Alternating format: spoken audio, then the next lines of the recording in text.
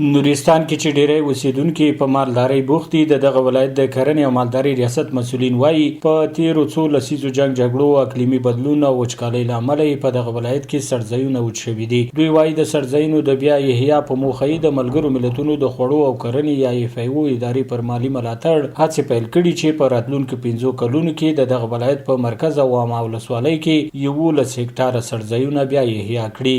جیپ 7 کوم پروګرام چې د FAO په دغه لاندې کار کوي نو دغه د 15 کلن برنامه لري دیو کوشش کوي او موږ هم یو ځای شریک کار کوو تقریبا د 11,000 هکټاره په باندې الافشر احیا کی الافشر موږ دوه برخې لرو. یو موږ د واخد د غرونو دغه کو بل مختلفو نه ونی دي موږ دغه د مالچر په اندازه باندې موږ استفاده کوو. د دوه برخو کې کار پکار. دغه ولایت د کرنې او مالدارۍ رئیس وایي د سړځایونو لپاره د غیاو یا شنیلي تخمونه له مصر هیواد څخه راوړي چې په للمیزار ځمکه یې کري او د باران په اوبو خړوبېږي. دغه رشقه چې کوم راوړی ده د مصر نسل دی د شودو په برخه کې د نور په برخه کې ډېر مقاومت لري د باران په هغه باندې اوبو په هغه باندې نو دا به اوس ازمایښت کوو.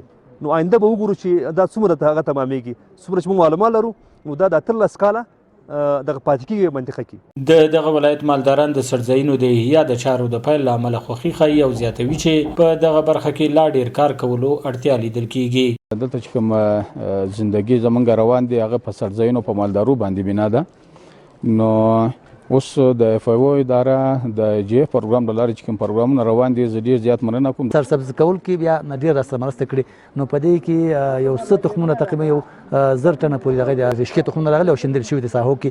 غواړو چې دغه مالچرونو د احیا دپاره نور کوم ساحه کې چې اوبو کم دي هغه اوبو مدیریت شي او هغه ساحې لاندې بیا تخمونه وشیندل شي. د نورستان د کرنې او مالدارۍ ریاست د معلوماتو له مخې دغه ولایت کابو 90 سلنه وګړي پر مالدارۍ بوخت دي چې څه د پاسه 2 میلیونه بېلابېل ډوله څاروي لري. دوی د تیر په پرتله په دغه ولایت کې د مالدارۍ د پرمختګ خبره هم کوي او زیاتوي چې د لبنیاتو د پروسس او مالدارۍ د عصري کولو هڅې هم پیل کړي دي.